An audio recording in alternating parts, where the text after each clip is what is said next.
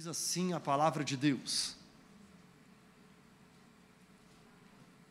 esqueçam o que se foi, não vivam no passado, vejam, estou fazendo uma coisa nova. Ela já está surgindo, ponto. É uma afirmação, ela já está surgindo. Deus afirmou: estou fazendo uma coisa nova, ela já está surgindo. E Ele pergunta para nós: vocês não a reconhecem? Deus ele está afirmando: estou fazendo uma coisa nova. Isso já está surgindo, brotando diante dos seus olhos. Você não consegue ver? Você não reconhece? Ele continua dizendo: vocês não reconhecem? Até no deserto vou abrir um caminho e riachos no ermo. Quando você está no deserto, uma das grandes dificuldades é você entender o que é o norte, o que é o sul, o que é o leste e o que é o oeste. Porque tudo é areia. Tudo é igual. Você não sabe para onde caminhar para você sair daquele lugar. E nada melhor do que, enquanto você está no deserto, você saber qual é a direção de Deus. Eu vou fazer um caminho no deserto e trazer água fresca, riachos, em meio ao ermo, a terra seca, onde não há água. Porque no deserto, tanto a dificuldade de entender o que é o norte, o sul, o leste e o oeste é difícil demais, quanto também a sua vontade de beber água, porque o nosso corpo precisa de água. O que o profeta Isaías está falando para nós: vejam, eu estou fazendo uma coisa nova. Mas antes disso ele fala: esqueçam o que se foi, não vivam no passado. O contexto aqui é um contexto em que o povo de Israel, ele estava em cativeiro babilônico. Eles estavam debaixo de um cativeiro da Babilônia. Eles não eram homens livres. Eles eram homens e mulheres que eles já tiveram durante muito tempo, em gerações. Eles viram o favor e a mão de Deus sobre eles. Eles antes eram escravos no Egito. Eles viram Deus levantar um homem chamado Moisés para declarar para Faraó: deixe o meu povo ir. Faraó permitiu que o povo saísse para adorar a Deus no deserto.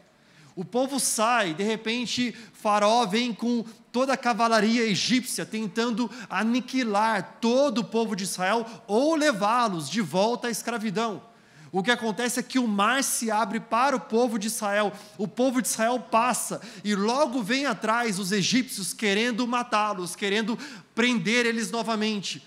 E quando eles passam, o mar se fecha, e aí todos eles morrem. Deus livra Israel de uma escravidão, e Deus livra Israel de uma matança. O mesmo Deus que livrou Israel de uma escravidão e dessa destruição, é o Deus que caminha com Israel em meio ao deserto. Durante o tempo no deserto, era sol demais durante o dia, e o que acontecia é que havia uma nuvem de glória do Senhor caminhando com o povo, tirando aquele calor excessivo, aquelas queimaduras sobre eles. Mas durante a noite é o oposto. Enquanto durante o dia é muito sol, muito quente, à noite é muito frio, e havia uma coluna de fogo do Senhor. O povo precisava se aquecer, e aquela coluna estava lá para eles. O povo precisava beber água. Moisés bate com o cajado na rocha e de repente surge água abundante para o povo. O povo precisava comer, não tinha mais o que comer, e de repente eles acordam cedinho. E eles veem cedinho que aquilo que tem de mais maravilhoso já estava à disposição deles. Qual o nome disso? Provisão do Senhor, o maná. O povo cedinho não acordou e ficou pensando no que é que estava ali sendo postado em stories no Instagram. O povo cedinho não ficou olhando para redes sociais, mas o povo cedinho abriu as suas tendas e ele viu nos campos que havia abundante maná diário para o povo. Deus é o Deus que caminhou o tempo todo com este povo. Mas este povo, ao invés de o tempo todo ver o favor de Deus e o adorar, e estabelecer um relacionamento de intimidade com Ele, sabe o que o povo fazia? O povo murmurava.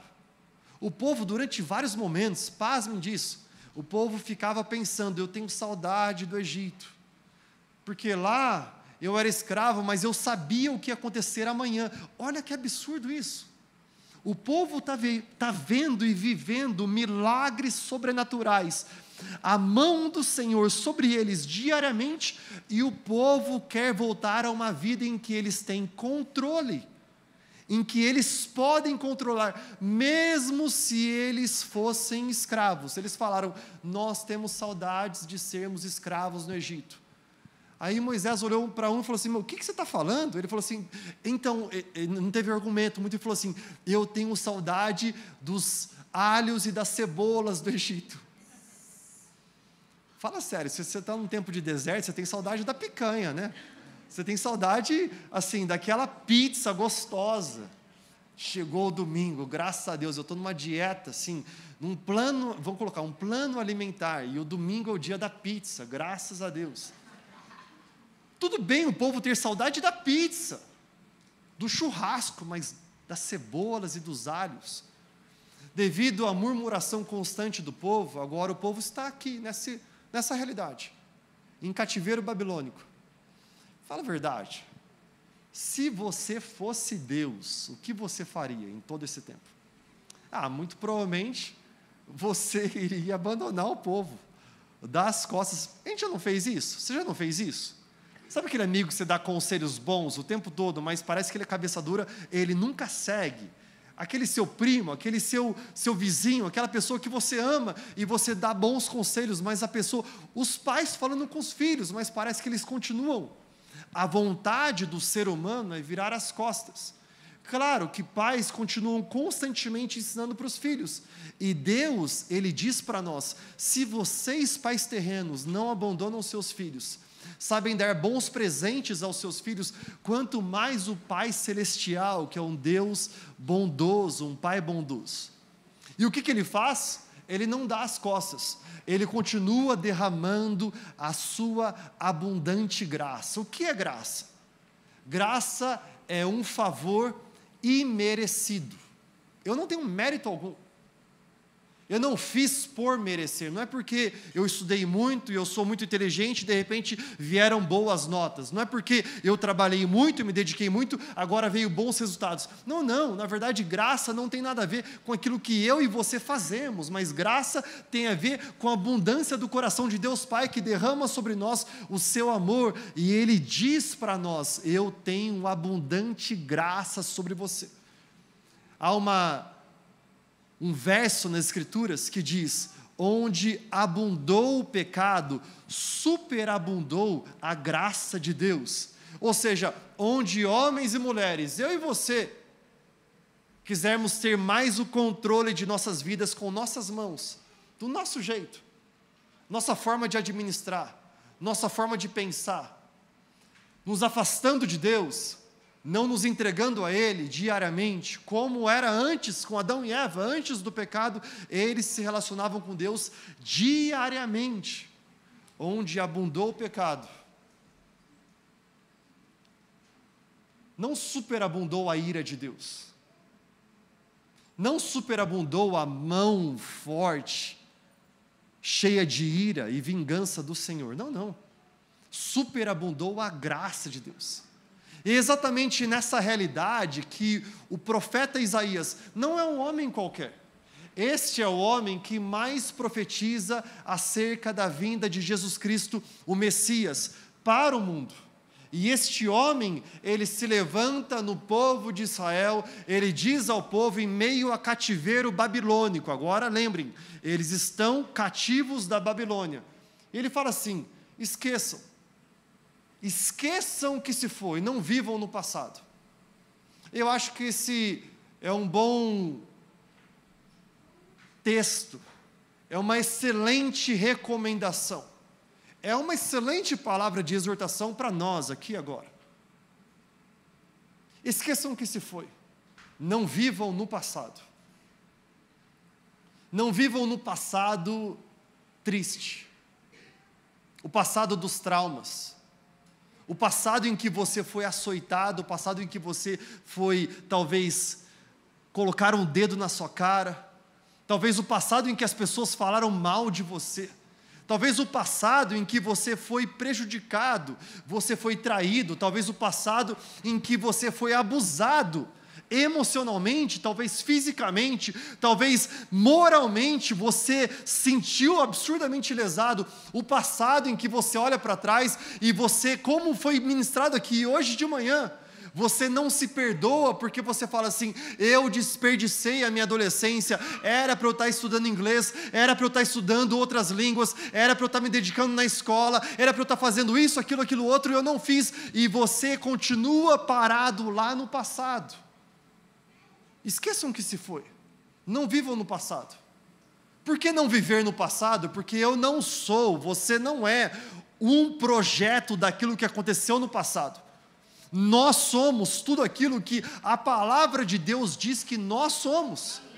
Eu sei em quem tenho crido, tudo bem, eu posso ter nascido num lugar, eu posso ter recebido muitas informações da cultura, da comunidade onde eu nasci, os meus parentes, os meus familiares sempre falando palavras de limitações para mim, tudo bem, mas uma vez que eu tenho os meus olhos vendo Jesus Cristo, o autor e consumador da fé, aquele que criou os céus, criou o mundo, e Ele fala para nós, Ele nos leva a sentar em lugares celestiais, ter uma visão totalmente diferente daquela da minha história do passado, então eu não preciso mais ficar preso no meu passado. Eu não fico mais preso num passado de eu olhando para mim e apontando o dedo para mim mesmo e não me perdoando. Eu não fico mais preso num passado de olhar para as pessoas e não mais perdoar elas. Eu não fico mais preso num passado em que eu deixei de perdoar, por isso eu fico num lugar de cativeiro. Pelo contrário, hoje de manhã Deus fala para nós: não viva no passado, esqueça o que se foi, perdoe. Perdoe a si mesmo, como foi ministrado em oração hoje, perdoe o próximo e somente descanse em Deus. Eu também não quero ficar preso num passado de glórias. É que você não sabe, pastor, mas quando eu era mais novo, eu era muito bom nisso, eu era bom naquilo, Pastor, você não sabe que naquele momento lá atrás da minha vida, eu orava tão fervorosamente, eu lia a palavra de Deus. Você não sabe, pastor, que o meu casamento, no comecinho, era uma lua de mel, agora está uma bagunça, mas antes era uma lua de mel. E a gente fica preso em glórias do passado. Nós deixamos de caminhar buscando o novo de Deus, fazendo excelência aquilo que Deus tem para nós, porque nós nos prendemos num passado de glórias. Eu não preciso trabalhar mais, porque eu já fiz muita coisa. Quando eu tinha 21 anos, eu estava fundando um primeiro ministério na igreja em que eu tinha o privilégio de liderar jovens. Eu comecei a liderar jovens de 18 a 25 anos. Foi maravilhoso. Primeiro culto nosso, 80 pessoas vieram para o culto. Demais. Segundo culto nosso, vieram 10. Terceiro, 6 pessoas. Quarto, 6. Quinto, eu lembro, vieram 4 pessoas. Era eu e a minha esposa, meu irmão e a esposa dele. Eu namorava a minha esposa na época, meu irmão namorava a esposa dele na época. E nós perseveramos. Questão de 1 ano, o ministério estava com 200, 250 jovens. Agora não dá para eu agora, com 40 anos, ficar olhando para trás e falando assim, os meus tempos de ministério maravilhosos já foram, e ficar o tempo todo falando sobre isso. Não dá para eu ficar falando o tempo todo sobre uma conferência que eu organizei para milhares de pessoas estarem adorando a Deus. Não dá para eu ficar olhando para trás e falar, porque aquele ministério de jovens que eu pastorei foi isso, aquilo outro. Deus tem algo novo para fazer aqui e agora. E é na sua vida, é no seu trabalho, é no seu casamento. Tudo bem, a sua empresa já faturou 10 anos atrás o valor X, mas agora talvez está faturando 1/10 disso. Deus está falando para mim e para você. É momento de nós entendermos que Ele tem algo novo para fazer aqui e agora. Eu vi o maná lá atrás, eu vi a coluna de fogo lá atrás, eu vi a nuvem de glória lá atrás, eu vi o mar se abrindo lá atrás, mas Deus tem um milagre novo para fazer aqui e agora. Sabe, eu não quero que a gente fique naquela oração, Deus, faz de novo a mesma coisa que o Senhor fez lá atrás. Deus não tem um de novo, Deus tem um novo. Porque o nosso Deus, Ele é diferente de mim e de você. Nós fazemos as mesmas coisas e se torna rotina, se torna idêntico. Minha rotina, eu gosto, eu acordo de manhã, é o pão integral, com ovo, com café, com uma fruta, com granola, eu gosto disso. Quando eu vou pensar em algo novo para fazer, eu preciso colocar a minha mente para trabalhar em outras coisas, outras possibilidades. A palavra de Deus diz para nós que o nosso Deus é o mesmo ontem, hoje e sempre.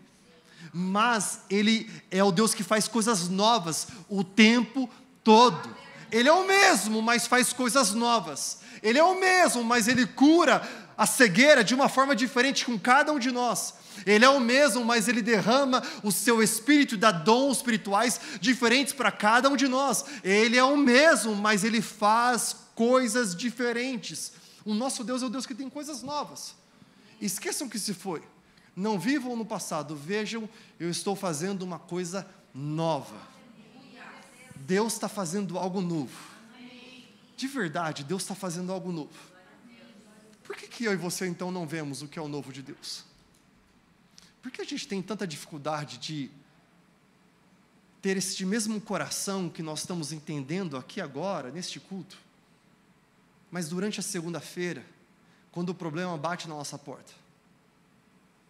Mas durante a terça, que a gente já se esqueceu plenamente daquilo que nós comemos na segunda, muito mais aquilo que nós experimentamos na casa de Deus em adoração no domingo.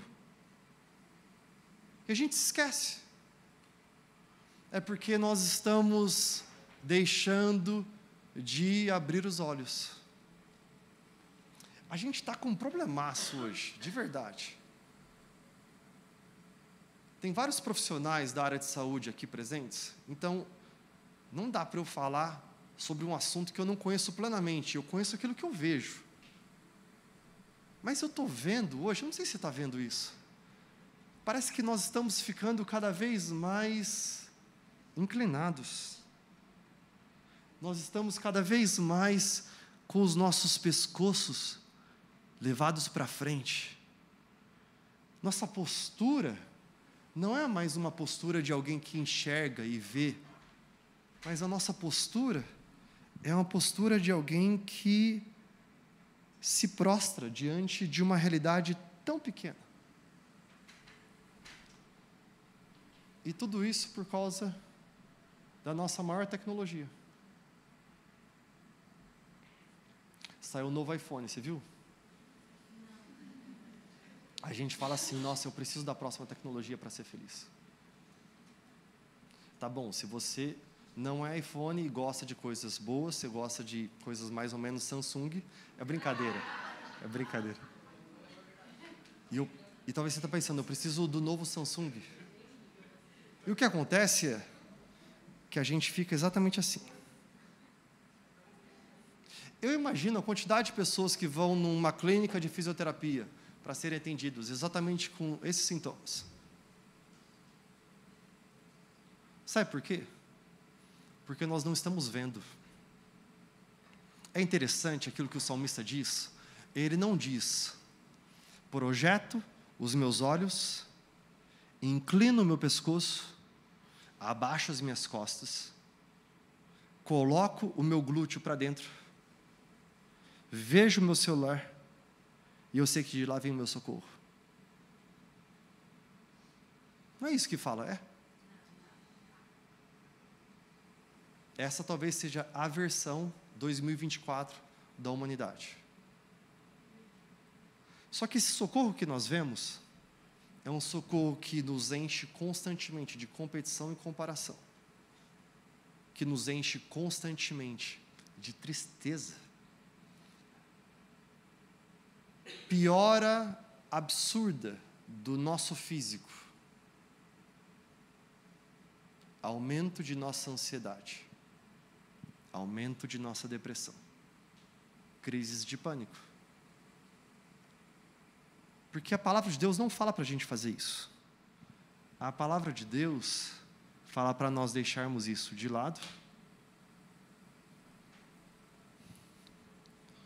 E ela diz assim para nós: eleva os meus olhos para o monte. De lá vem o meu socorro. O que nós precisamos fazer é apenas ver. Vejam, eu estou fazendo uma coisa nova. Ah, mas eu não sei você, mas eu tenho muita dificuldade de ver. Eu acredito que Deus tem entregue ao longo dos últimos anos, décadas, 2 décadas, visão e mais visão sobre mim. Mas, com o meu coração, com a minha visão, com as minhas limitações, não é fácil ver. Mas tem uma coisa que eu faço diariamente, que me leva às alturas. Não é aquilo que eu fiz no sábado passado. Sábado passado, eu fui pular de paraquedas. Tive o privilégio de pular de paraquedas, saltar. Foi demais. O que acontece é, esse era um sonho meu de adolescente. Um culto, alguns meses atrás, aqui na igreja, eu falei sobre sonhos. E entre os sonhos que eu falei, eu soltei esse sonho. Uma das ovelhas aqui da igreja falou assim: vamos planejar levar o pastor para saltar de paraquedas, mas surpresa para ele. Aí eu estou no caminho, indo para Boituva, num sábado de manhã, descobrindo com a minha esposa: ei, você está indo para saltar de paraquedas. A hora que eu cheguei lá, assim, no caminho eu pensei, falei: Deus, eu preciso pensar mais antes de falar no culto, né? Eu não posso falar tudo aquilo que... Porque agora não dá para eu amarelar, não dá para dar um passo para trás. E a hora que eu fui, foi demais, foi maravilhoso. Nós estávamos subindo aquele avião, aquele teco-teco, todos os paraquedistas um do lado do outro. E é maravilhoso, e eu pedindo para Deus, falei: Deus, me perdoa se eu estou sendo imprudente, eu sou pastor, eu tenho uma família, minha esposa, meu filho, me perdoa, Deus, eu só falei no culto, Deus, uma pessoa aprontou essa para mim, e eu estava assim, pensando tudo isso, daí eu lembrei, uma vez, um repórter, ele foi perguntar para um escalador, uma pessoa que escalava montanhas, ele fez essa pergunta para ele: viu, muitas e muitas pessoas, ao escalarem essas montanhas que você escala, elas morrem. Frio, tem pedaços do seu corpo amputados devido à quantidade de frio. Por que você faz o que você faz diante de tanta dificuldade e tanta possibilidade de você ser lesionado, ou até morrer? Aí o escalador olha para ele, como eu olhando depois de saltar de paraquedas, um amigo meu me ligou durante essa semana, falou assim: viu, você é louco, amigo meu pastor, você é louco, cara. Pois é, a resposta do escalador é a minha resposta. Bem, claramente, você nunca saltou de paraquedas. O escalador fala para o repórter: claramente, você nunca esteve no topo da montanha para ver as maravilhas todas que Deus fez. Se você tivesse, você iria então fazer tudo o que é possível para chegar até lá. O que acontece é que Deus, Ele quer que nós cheguemos a este topo e enxergue. Eu acho que foi a minha primeira e a minha última vez saltando de paraquedas. Eu acho que eu não pulo mais. Mas a visão é tão maravilhosa. Agora tem algo que eu faço diariamente que abre os meus olhos. Eu abro a palavra de Deus. E eu deixo a palavra de Deus que diz para nós em Isaías 55: os teus pensamentos, Senhor, são mais altos do que os meus. Os teus caminhos mais amplos do que os meus. É por isso que quando eu deixo a cultura desse século de lado, eu não estou falando para você queimar o seu iPhone, não estou falando isso. Se você for fazer isso, doa para a gente antes, tudo bem? Não estou falando para você fazer isso. Eu estou falando para você não ser governado por isso. mas você ser governado por Deus e a partir de então você saber governar tudo aquilo que Ele coloca em suas mãos. As finanças não são para te governar, é para você governar elas. Os aparelhos eletrônicos não são para te governar, mas você governar eles. O seu lazer, o seu cuidado com a sua saúde, o seu físico não é para te governar, mas é para você governar eles. Vejam, eu estou fazendo uma coisa nova. Eu quero fazer uma oração com você para que você possa ver. Eu creio que Deus tem algo profético para derramar sobre nós, sobre visão, porque tudo acontece quando eu perdoo, quando eu me arrependo e os meus olhos veem. Será que você pode fechar os seus olhos? Colocar a mão no seu coração? Onde você está aqui agora?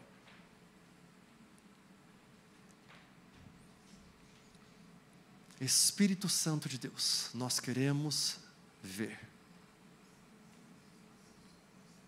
Nós declaramos: a Tua palavra é lâmpada para os nossos pés e luz para o nosso caminho. E hoje nós queremos apenas ver tudo aquilo que o Senhor tem feito em nós e por meio de nós. Tudo aquilo que o Senhor está fazendo no mundo, nós queremos enxergar. Tudo aquilo que o Senhor está fazendo aqui na nossa igreja, nós queremos ver.